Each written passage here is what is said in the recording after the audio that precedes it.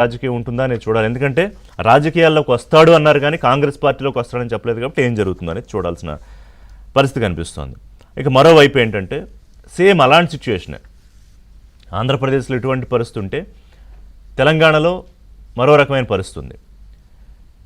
BRS అధినేత తెలంగాణ ఉద్యమ champion KCR కుమార్తె కవిత పార్టీ నుంచి బయటికి పంపివేయబడ్డారు. అంటే దానికి 1 2 3 4 5 6 7 8 10 స్టెప్స్ జరిగాయి అనుకోండి. అక్కడ లెటర్ దగ్గర మొదలుపెట్టిన కవిత పార్టీ ఉంటే అంత పోతే అంత వరకు వచ్చారు. అంటే సిబిఐ ఎంక్వైరీ పడ్డాక మా నాన్న మీద మీరు మాట్లాడకపోతే ఆ పార్టీ ఉంటే అంత పోతే అంత, ఇది ముందు మళ్ళీ కట్ చేసి చెప్పారంటారు ఆవిడ. కాబట్టి ముందుది కూడా చెప్పాను నేను. మీరు అసలు రాష్ట్రం మంటలు రావద్దా? అసలు సిబిఐ ఎంక్వైరీ అంటే కేసీఆర్ మీద ఏ స్థాయిలో ఉండాలి? మీరేం చేయట్లేదు కాబట్టి నేను చేస్తాను అనే ఉద్దేశంతో మొత్తం మీద మొదలుపెట్టింది అక్కడ. కానీ టార్గెట్ అంతా హరీష్ రావు, సంతోష్ రావు. ఇప్పుడు కేటీఆర్ మీద పరోక్ష యుద్ధం ప్రారంభించారు కవిత. ఎందుకని? సేమ్ సీన్ ఆంధ్రప్రదేశ్లో ఉన్న సీనే తెలంగాణలో, ఇంకా మాట్లాడితే ఇంకొంచెం ఎక్కువ. ఎందుకంటే రాష్ట్రంలో బీఆర్ఎస్ అధికారంలోకి వచ్చిన తర్వాత, అంటే టీఆర్ఎస్గా అధికారంలోకి వచ్చి బీఆర్ఎస్గా మారాక అన్న సిరిసిల్ల ఎమ్మెల్యే అయితే నేను నిజామాబాద్ ఎంపీ, నాకు ఎమ్మెల్యే లేదు ఎంపీ ఇచ్చారు కాబట్టి నేను ఎంపీ అయ్యా. నేను అమెరికాలో చదువుకున్నా, నేను అన్నకున్న తెలివితేటలు నాకు ఉన్నాయి, ఇంకా మాట్లాడితే 2 ఆకులు ఎక్కువే ఉన్నాయి.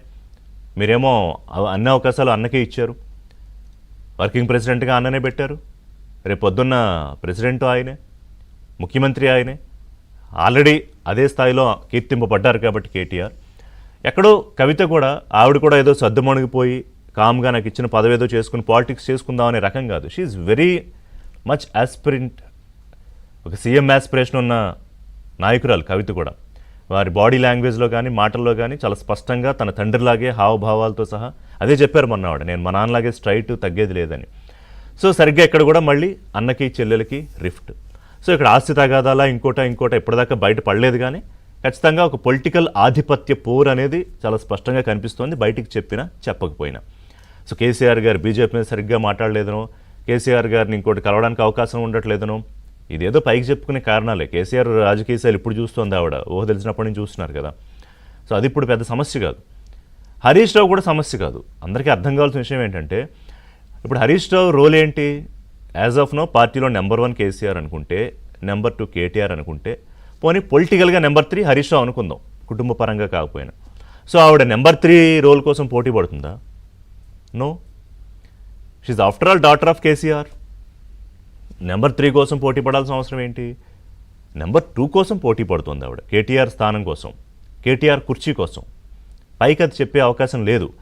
సో పార్టీ నుంచి బయటికి వచ్చేస్తూనే లేదా సస్పెండ్ చేయబడ్డాక ఆవిడ స్పష్టమైన డైవర్షన్ పాలిటిక్స్ చేస్తున్నారు. ఎందుకంటే టార్గెట్ కేటీఆర్ కానీ పెట్టిన లక్ష్యం కేటీఆర్ కానీ మొదట పెట్టిన గురి హరీష్ రావుని.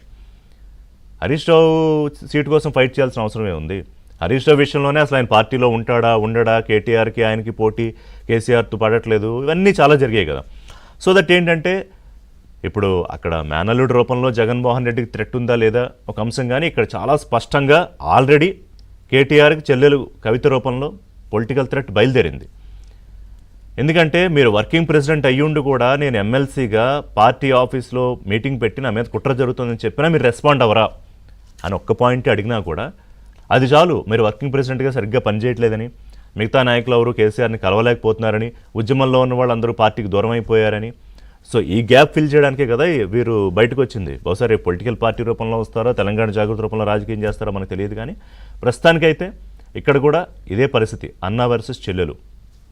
అక్కడ అన్న వర్సెస్ చెల్లెలు, ఇక్కడ అన్న వర్సెస్ చెల్లెలు. సో ఈ 2 తెలుగు రాష్ట్రాల్లో ఒకసారి ముఖ్యమంత్రిగా పనిచేసిన జగన్మోహన్ రెడ్డికి, భావి ముఖ్యమంత్రిగా చెప్పబడుతున్న కేటీఆర్కి పొలిటికల్ థ్రెట్ బయట ఎలాగో ఉంటుంది, బయట శక్తులతో ఎలాగో పోట్లాడాలి. కానీ ఇంట్లోనే మన ఆను పాను అన్నీ తెలిసి చిన్నప్పటి నుంచి కలిసిమెలిసి చాలా క్లోజ్గా మనతో పాటు ఎదిగిన వాళ్ళే చెల్లెళ్ళే రాజకీయ శత్రువులుగా, రాజకీయ ప్రత్యర్థులుగా బయటకు వస్తున్నారంటే అదే మామూలు విషయం కాదు. సో ఈ చెల్లెళ్ల పగ రాజకీయంగా, పర్సనల్గా ఏముంటుంది కానీ వ్యక్తిగతంగా రాజకీయంగానో లేకపోతే ఒక